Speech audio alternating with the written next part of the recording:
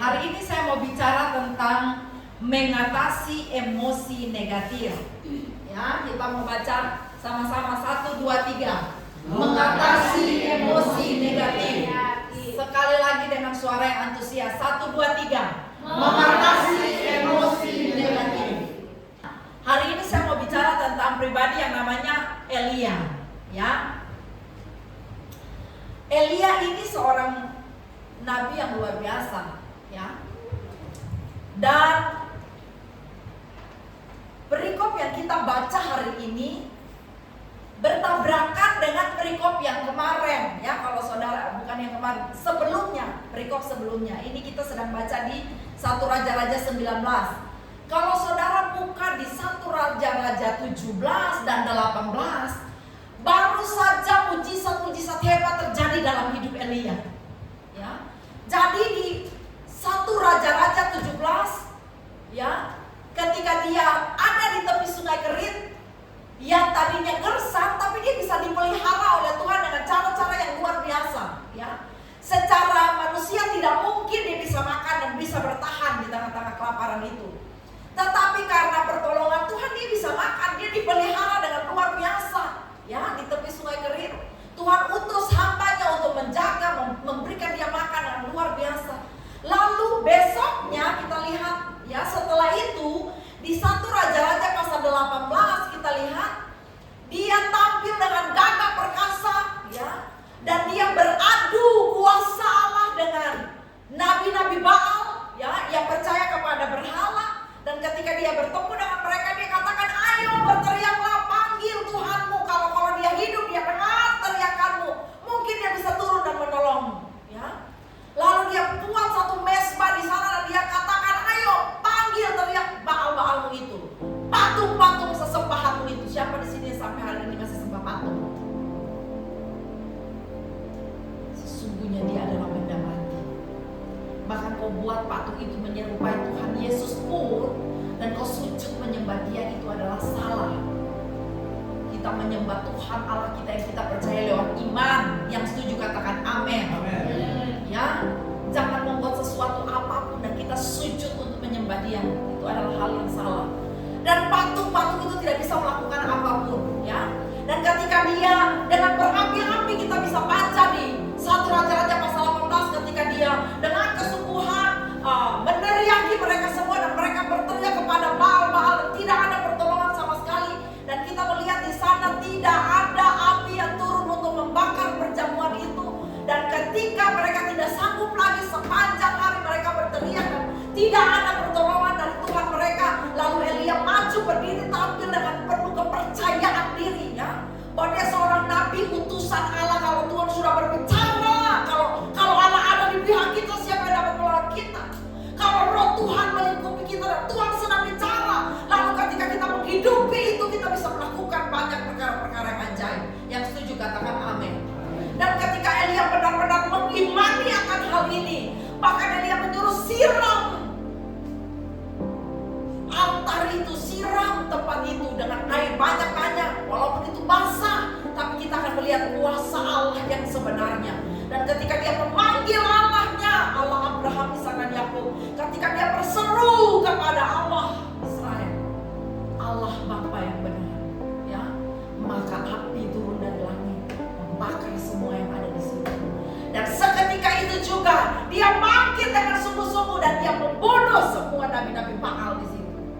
Ya, memang segala yang salah harus ditumbas, yang tidak memuliakan nama Tuhan, ya, yang mendukakan hati Tuhan harus ditumbas dari kehidupan kita.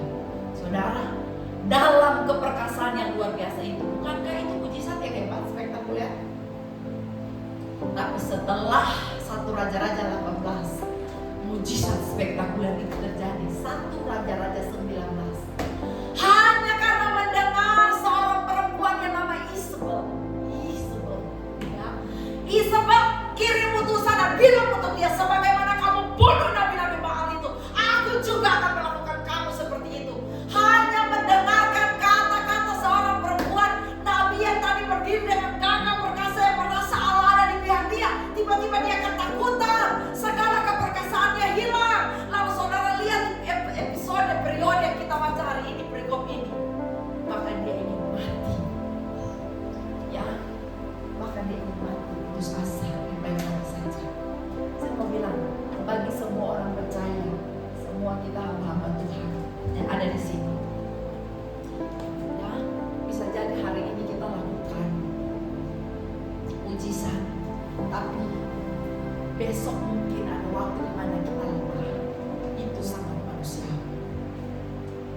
selama kita ini manusia apa? Udah malaikat semua ini, ya, masih manusia. Ya, selama kita hidup sebagai manusia ini, normal kalau ada rasa ketakutan.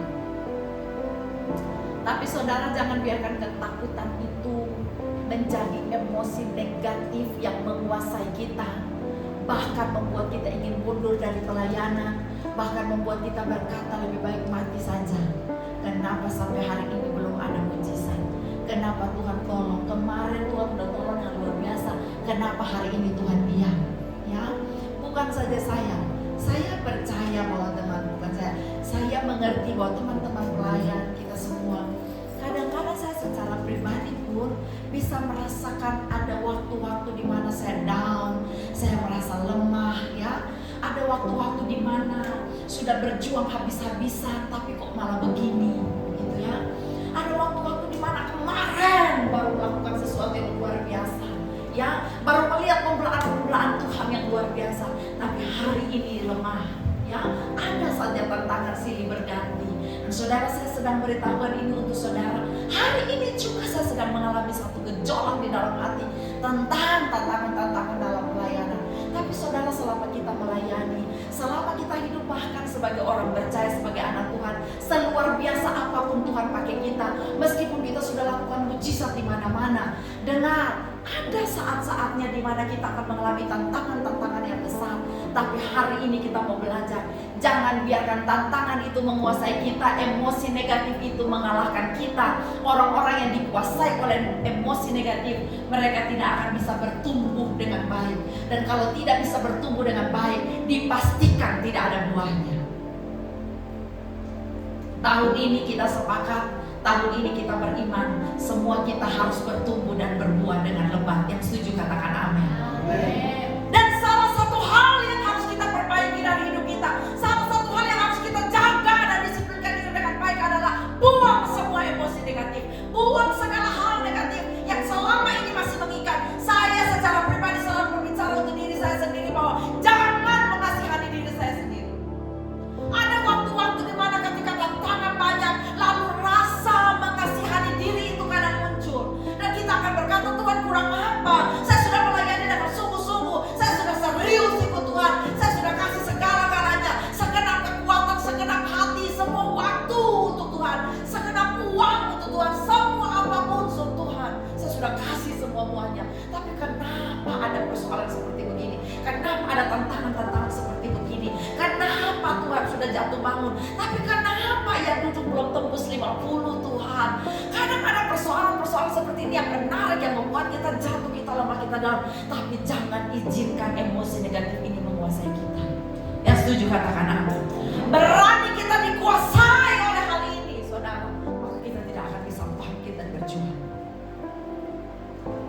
Padahal hidup ini, apalagi ditambah hari-hari ini, perjuangan harus lebih ditingkatkan, ya kan? Dalam segala segi, jasmani, rohani, perjuangan harus lebih ditingkatkan. Doa harus lebih dikencangkan. Oh, segala sesuatu harus lebih ikat pinggang, harus lebih kuat pasang kuda-kuda untuk menghadapi kehidupan. Dunia makin hari bukan makin baik, bukan makin mudah.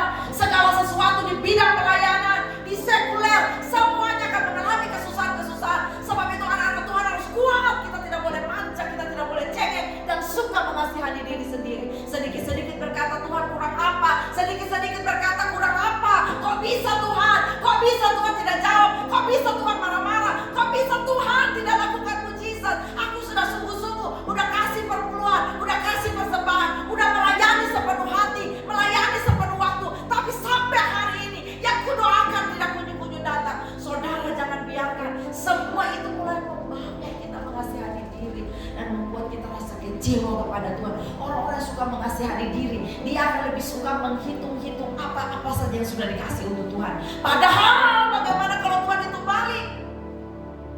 Banyak kan mana kita kasih ke Tuhan, apakah Tuhan kasih ke kita? Iya, terlalu banyak yang Tuhan telah beri, takkan mungkin ku balas dari apa yang ku miliki. Sampai di sini masih mengasihani diri. Orang yang mengerti gambar dirinya dengan jelas di hadapan Tuhan tidak akan lagi mengasihani diri.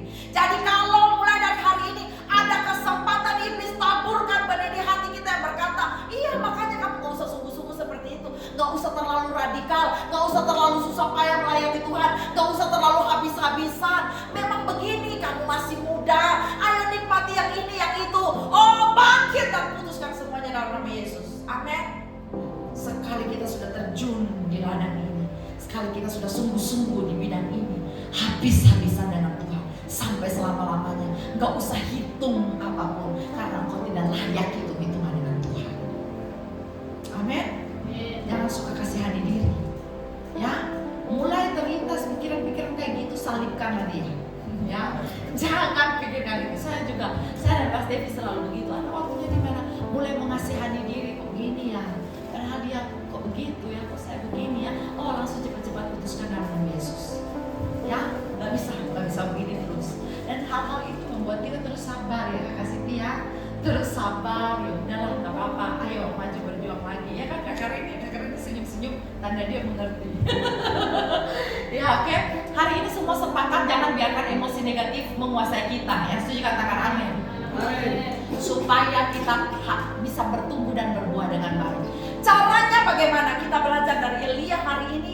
Ada 3 hal, ya, yang Elia lakukan sehingga membuat seluruh emosi negatif ini bisa keluar dari dirinya dan dia bisa kuat lagi berjalan 40 hari, ya. Dia bisa bertahan lagi dalam kehidupan pelayanannya. Yang pertama,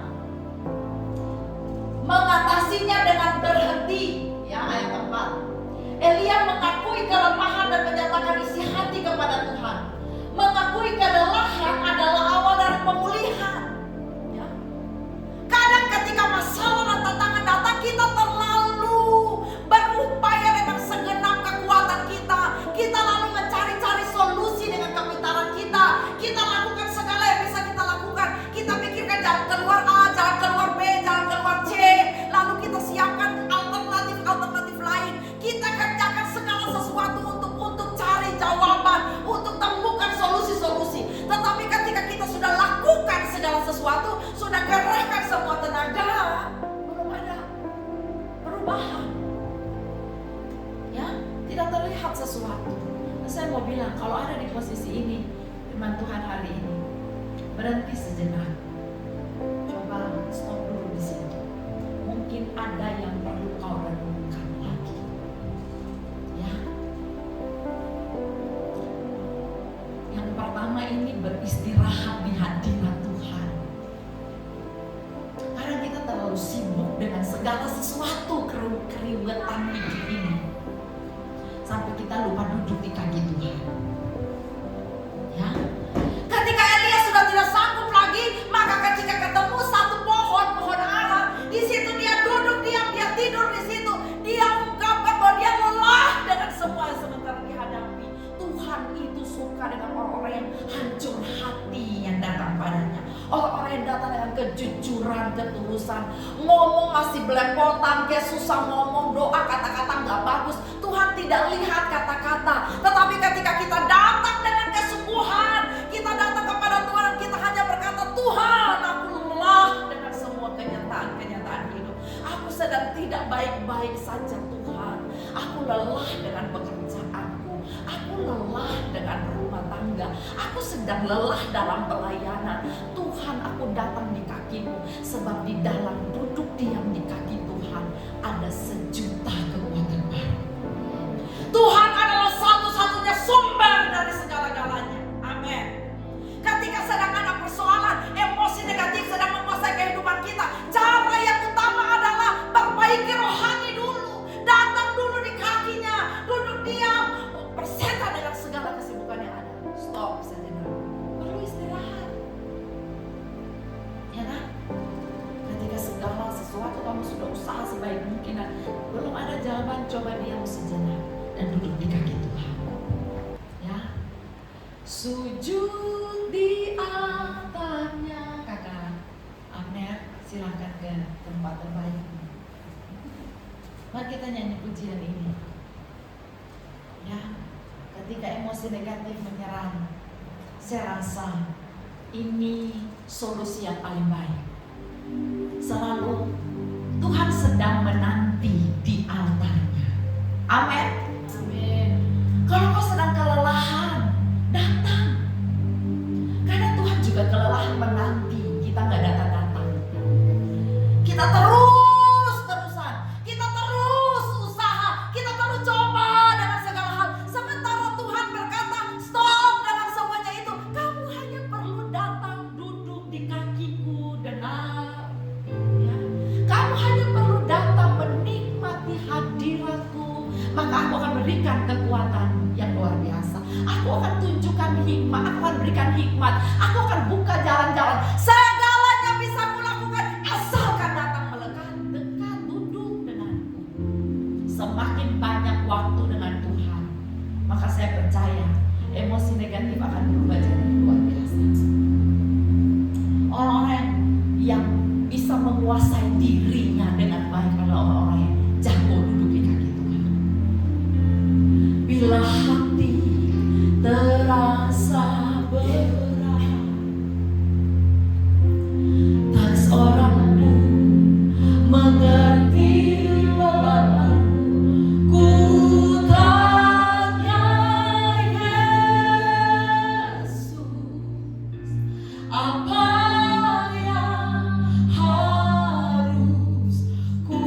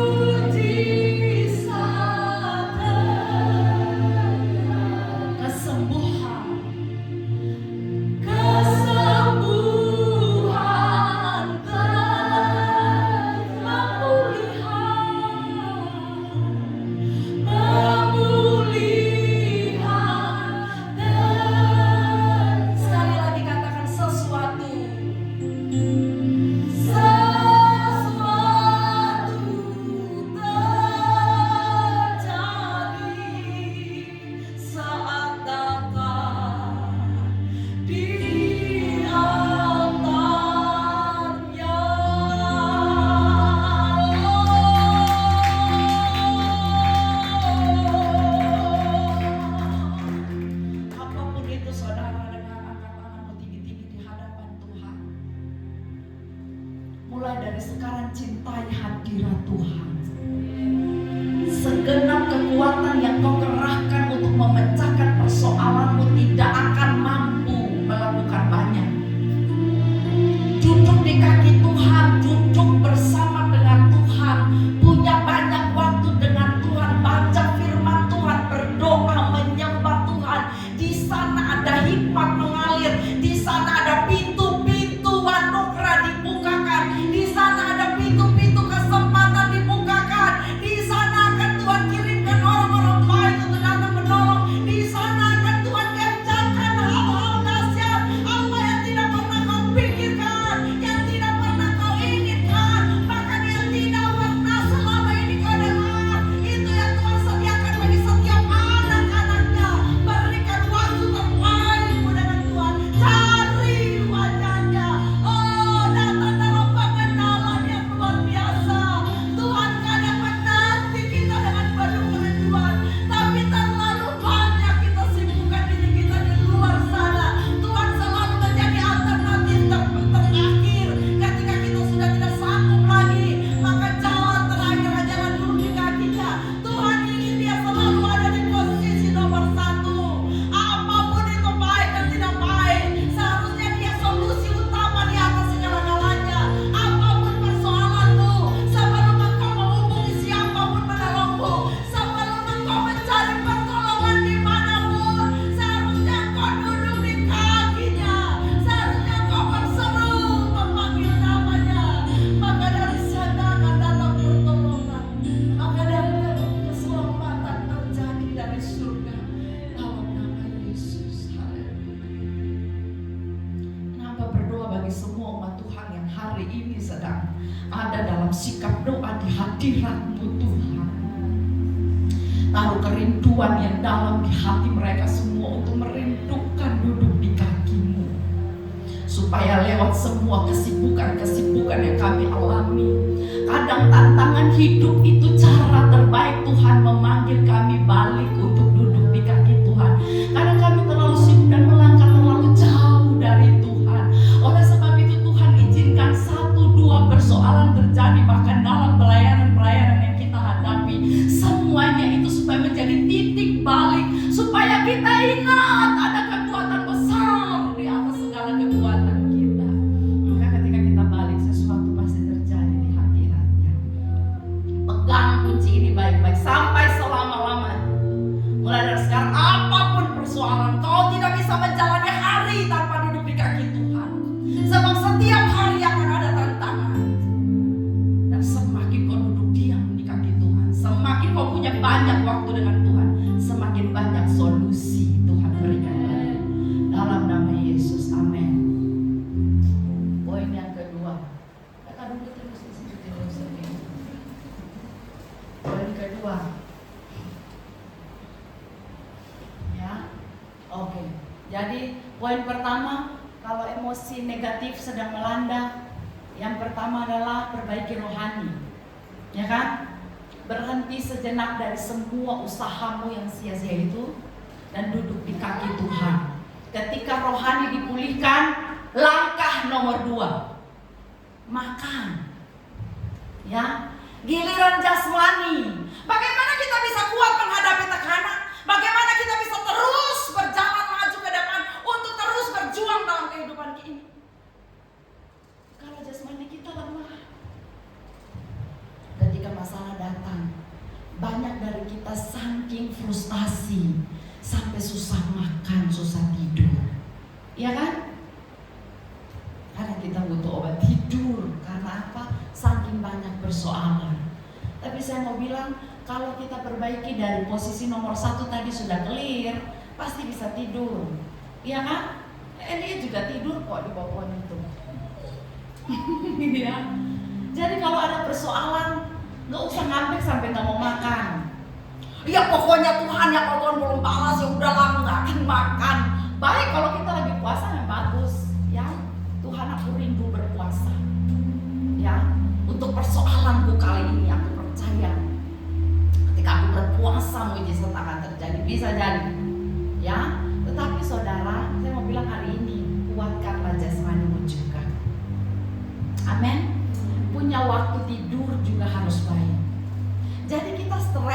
persoalan memang manusiawi, tapi jangan stres itu membuat sampai udah gak bisa tidur sama sekali karena kepikiran terus ya. Mau makan gak bisa karena tertekan. Orang-orang yang tertekan, yang frustasi, yang sedang dilanda kecemasan akut memang akan susah tidur dan susah makan. Bayangkan Bapak Ibu di dalam menghadapi emosi negatif seperti ini, bahkan malaikat Tuhan dari surga turun ke bumi berjumpa dengan Elia. Tuhan suruh bawa apa? Bawa roti bakar untuk dia. Malaikat datang bangun dan bukan langsung bilang mau berdoa, Tuhan mau bicara, no.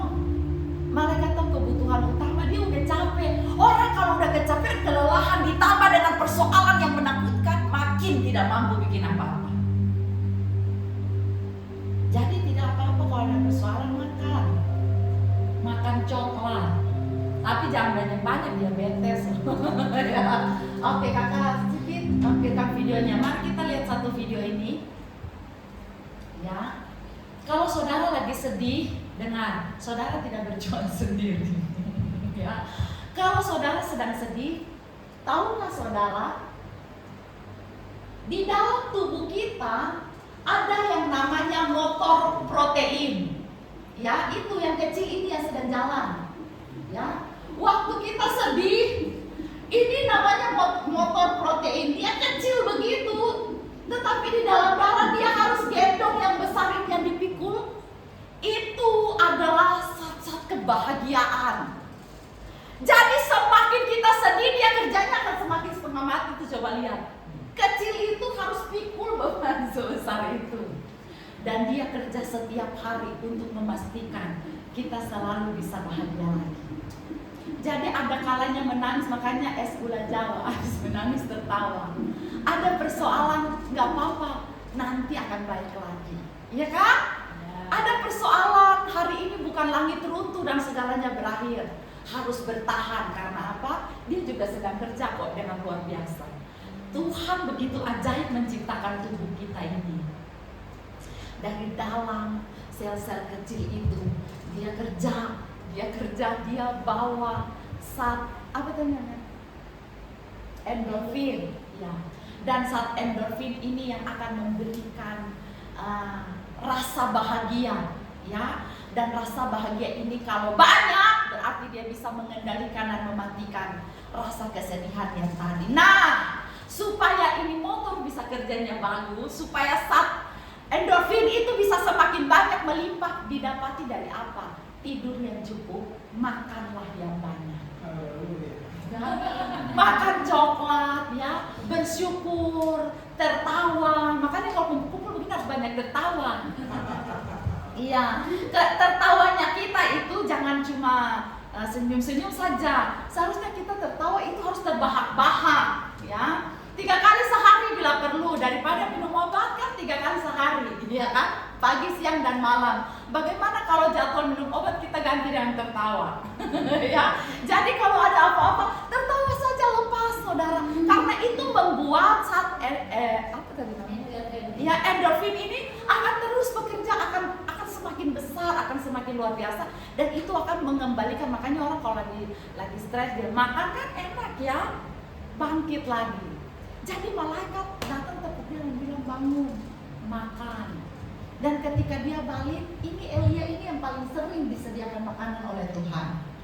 Ya, dibagi sungai kering, dikasih makan ya oleh seorang janda. Ketika sudah tidak ada sama sekali lagi, burung gagak datang, ya kan? Pokoknya di mana-mana selalu sudah tidak ada sama sekali lagi, nggak ada janda, nggak ada lagi burung gagak. Malaikat sendiri datang dari surga, kasih dia makan roti bakar. Ya, makanlah. Habis makan dia tidur lagi, masih belum kuat. Ya, malaikat bangunin lagi, makanlah supaya kau kuat jalan. Ya, dan ketika dia makan kali yang kedua, bisa jalan 40 hari.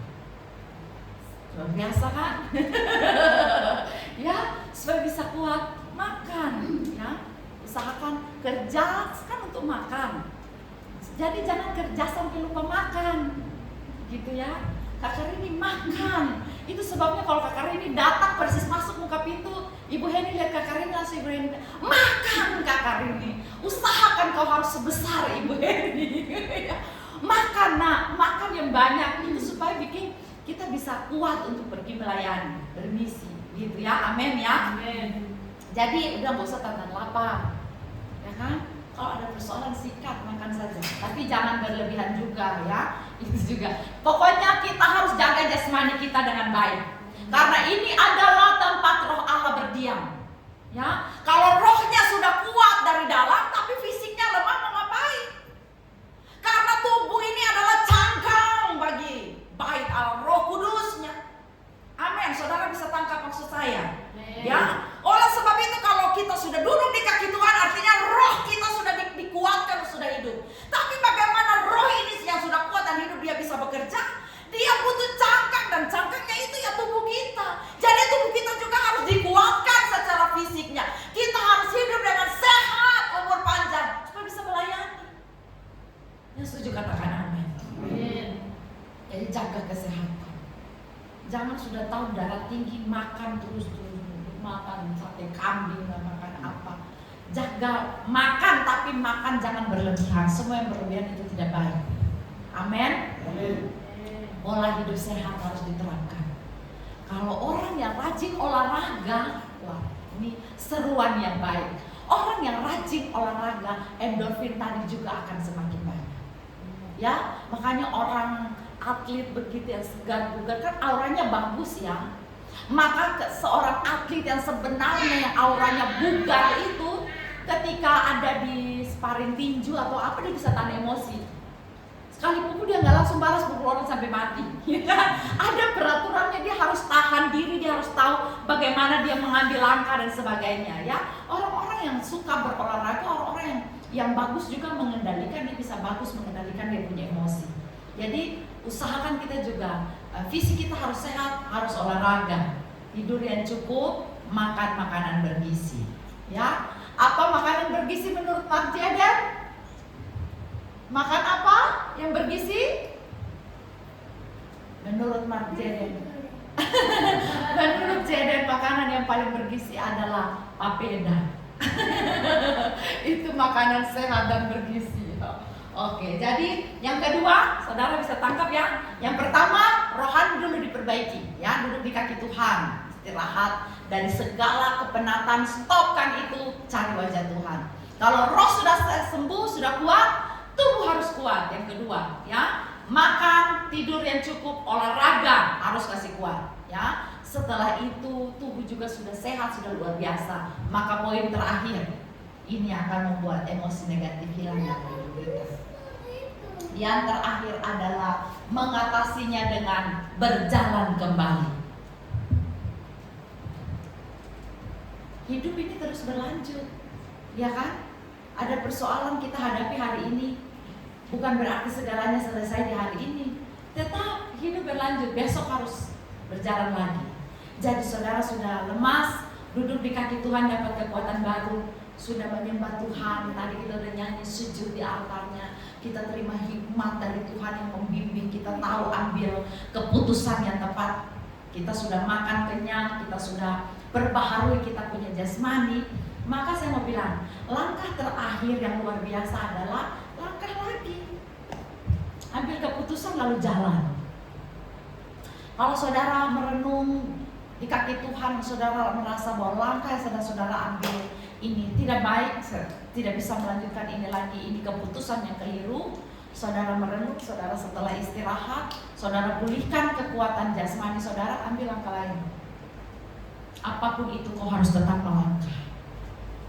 Jangan putus asa, merasa tidak ada lagi pertolongan lalu selesai di sini. No. Saya mau bilang besok tetap ada. Harapan tidak akan hilang. Harapan anak Tuhan tidak pernah mengecewakan. Karena dasar harapan kita siapa? Yesus Kristus. Oleh sebab itu melangkah lagi. Amin. Mau langkah lagi apa stop sudah sampai sini? Kita berakhir di sini. Ya, tidak bisa, harus melangkah lagi. Tuhan memberi kekuatan baru untuk perjalanan selanjutnya. Setelah cukup waktu istirahat dan makan, Tuhan mengutus Elia untuk berjalan lagi. Next, kita baca kalimat yang paling terakhir. Jangan berhenti di lembah keputusasaan. Teruskan langkah kita. Proses kesembuhan terjadi sambil berjalan berjalan bersama dengan Tuhan. Amin. Amin. Coba baca ini ulang. 1, 2, 3. Proses kesembuhan terjadi sambil berjalan bersama dengan Tuhan. Jadi jangan tunggu sampai terjadi sesuatu dulu baru saudara berdiri dan merespon. Justru Tuhan akan berespon ketika kita bangkit dengan tindakan iman. Kita punya iman, tapi iman tanpa perbuatan hakikatnya adalah mati. Amin. Jadi kalau kita percaya bahwa mukjizat akan terjadi, kita percaya bahwa besok sesuatu yang baik akan terjadi, kita percaya bahwa Tuhan akan kerjakan yang baik, tapi semua akan mati kalau itu hanya sampai dipercaya saja. Harus ada tindakan iman yang menghidupkan kepercayaan itu. Langkah yang saudara ambil bukti konkret bahwa memang benar-benar saudara percaya. Karena saudara dan saya percaya, makanya kita melangkah. Amin. Dan biasanya Tuhan merespon ketika kita sudah melangkah. Sudah bangkit mulai lagi, di situ baru Tuhan merespon. Saudara diberkati. Amin. Amin. Amin. Ya, jadi sudah nggak usah sedih berlama-lama. Ya, habis menangis tertawa. Usahakan jangan sampai si kecil tadi yang jalan pikul beban berat itu jangan kita buat dia kerja terlalu keras. Ya, usahakan kita mau selalu ketika ada persoalan, ada rasa takut, nggak apa-apa, itu manusiawi. Tapi kita mau bangkit setiap hari. Ya, duduk di kaki Tuhan setiap hari itu menjadi kekuatan yang luar biasa. Makan yang bergizi, tidur tepat waktu, olahraga. Ya, usahakan kita bisa punya pola hidup yang sehat. Itu akan menunjang supaya pikiran kita positif. Kalau pikiran positif, tubuh kuat dan sehat, rohnya baik, saya percaya keputusan yang kita ambil pasti akan luar biasa. Maka kita akan menjalani hidup